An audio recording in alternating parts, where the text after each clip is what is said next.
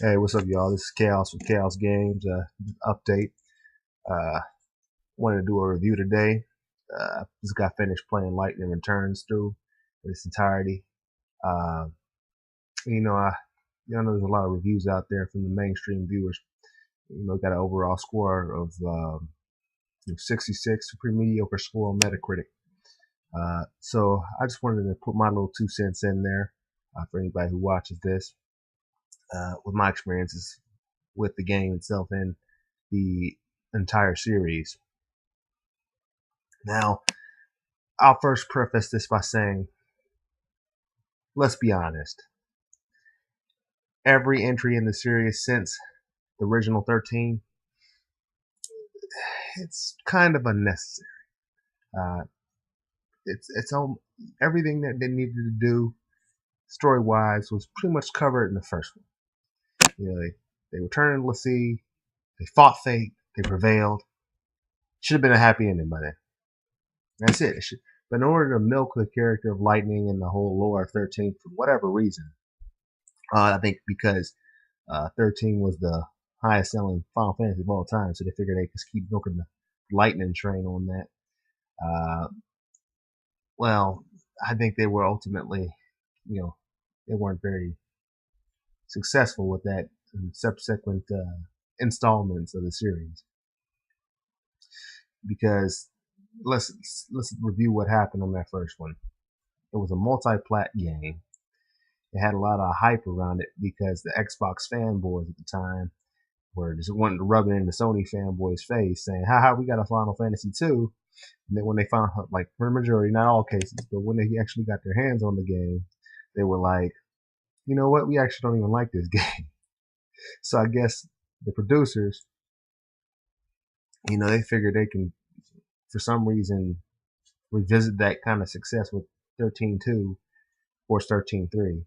Or Lightning Turns, it's 13.3. Let's call it what it is, and put it out and get those kind of sales numbers again, which they did, of course.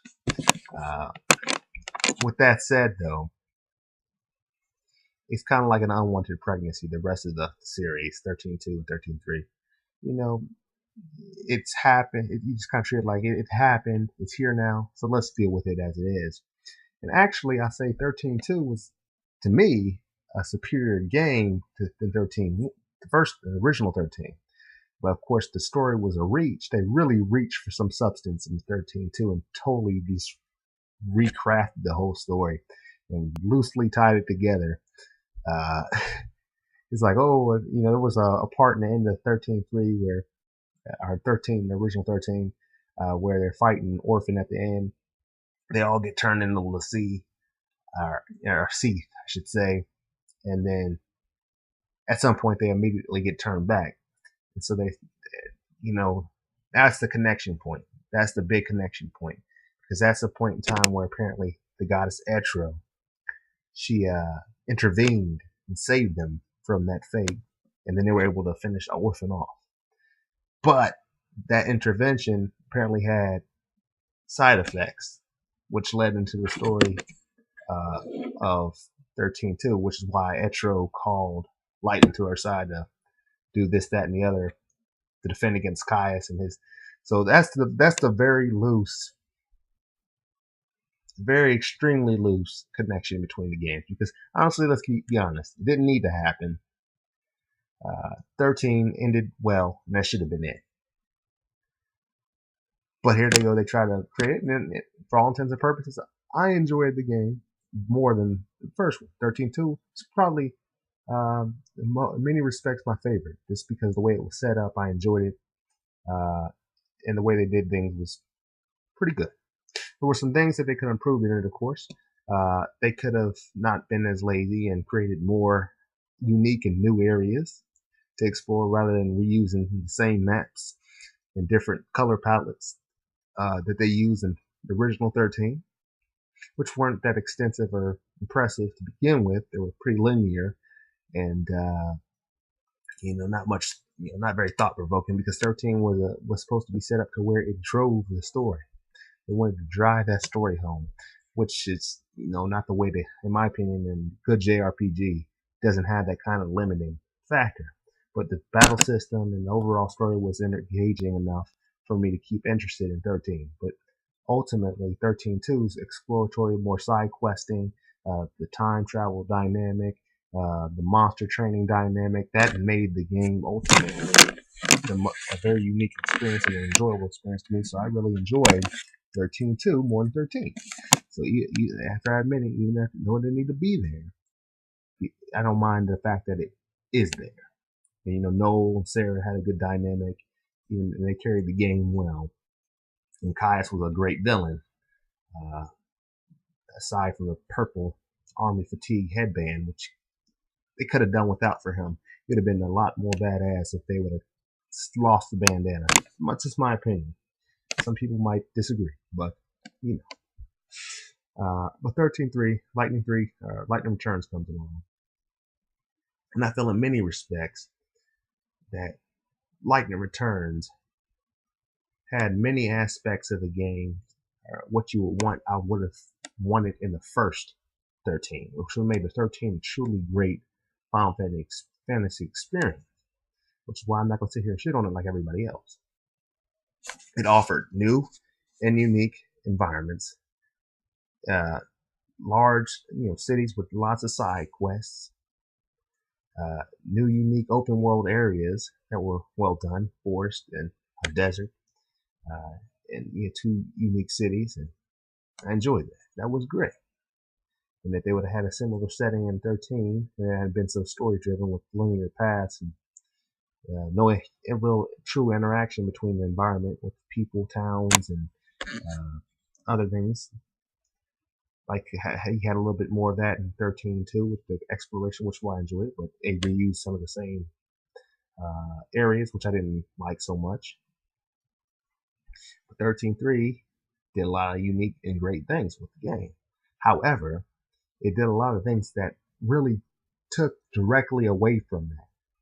It's basically a lot of trolls in some regards, because they give you this new expansive new world to explore, new side quests and things to have fun with, but they put the game on a time limit, so you always feel like you're pressured and rushed to get things done, which to me it really took away from the game, because now that they made a game with truly open world, new unique settings, you want to explore it, you want to take advantage.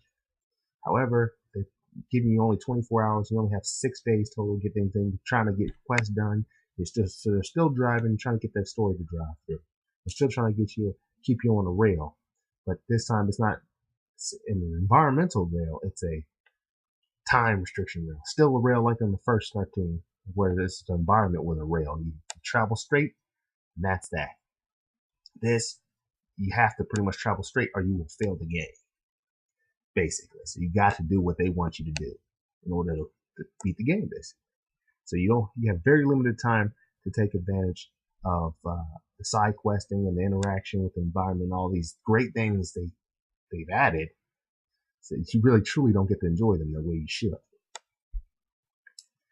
And another thing I didn't like about Lightning Returns is that they took out a traditional leveling system and they increased the overall difficulty of the battles, so where now they're more skill oriented. If you're not skilled and you don't understand the stagger system perfectly, and you're not good with that dynamic, the way monsters work, read through weaknesses, then this game is going to be ridiculously hard for you. I know it was for me. I fought, especially on boss fights, some of them boss fights in this game, I struggled to beat the boss, let alone, I was happy I beat the boss. I didn't get any star rank. Shoot. Spoiler alert, Kaous, of course, you fight Kaous again at some point. He's ridiculously hard. I had a terrible time fighting him. He beat my ass so many times. It's not even funny. And another thing, they only give you a limited amount of, difficulties increased. They give you only a limited amount of item slots. So you got to really manage your items. You got to watch your defense. The battle system's a lot more strict in this one. It's still very similar to the old one. The strict revolves completely around lightning.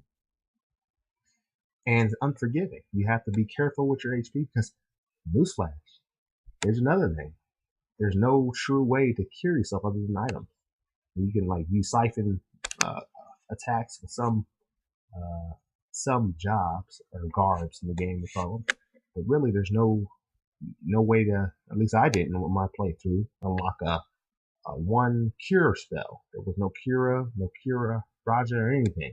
I couldn't cure myself, so really all I had was a limited number of slots to heal myself with. So I had to manage them well. That made things so tough that I couldn't focus on uh, speed, but I had to. It's really skill oriented. And another thing that what I emphasize that it's very skill oriented is the fact that it took away your traditional level system.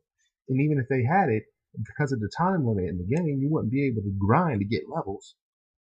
So the only way to really get stronger is to complete quests and side quests, and they give you a limited amount of time to do that.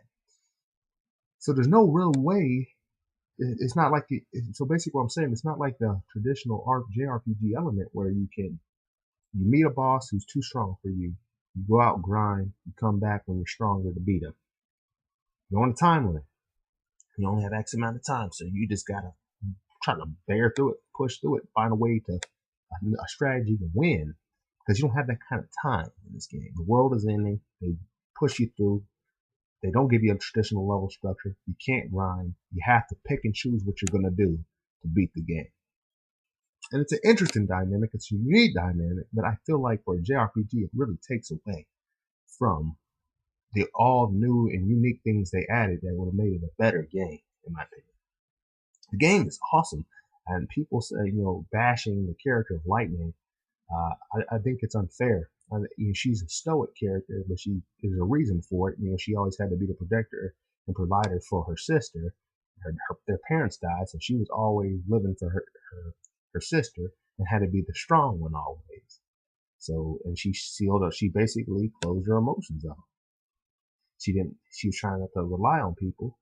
She was trying to be self-reliant, and it just basically carried over in her demeanor, and it's stuck with her the whole time.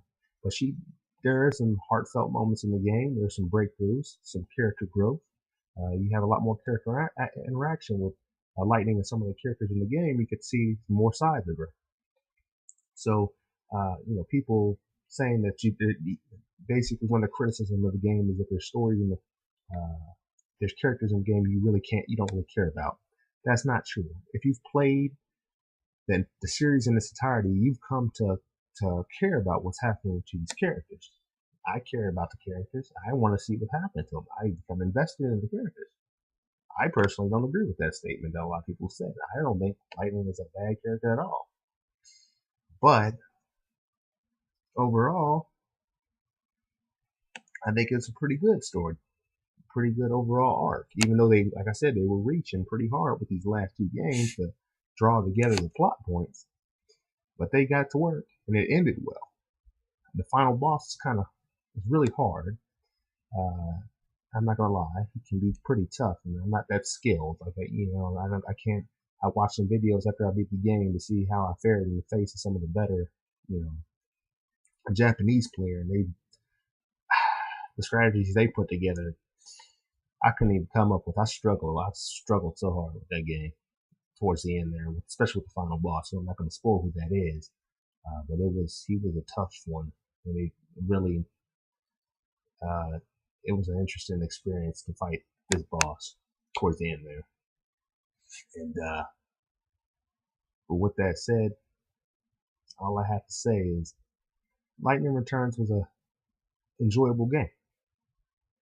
Now, did I enjoy it more than 13.2? No. Why? Because 13.2 had a more open feel to it, even though in actuality the world was more still in the same constrictive setting as the original 13. They reused areas, like I said, but they had some new areas. But they had the side quests you wanted. They gave you the amount of time to work with, to do what you needed to do. You didn't feel pressured. It had a traditional level system. If you felt like you couldn't beat something, you could always go level up and become stronger. You had the time to explore and do those things. The thing that makes is the Lightning Returns biggest failing, which makes it less and takes away from it in a great capacity is honestly what they intended to be its driving force, which is that the world's ending, you gotta go, you gotta get things done, because there's contradictions in that. Like I said, they create a new beautiful open world with lots of side quests and things to do, and no time to take advantage of that. So it took away from the game, in my opinion. So I can't sit here and say it's the best in this series.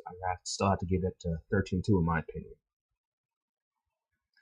But it's still a great game, and if you like 13 and 13-2, I think you would enjoy this one and you like and appreciate the end to the series. It was good.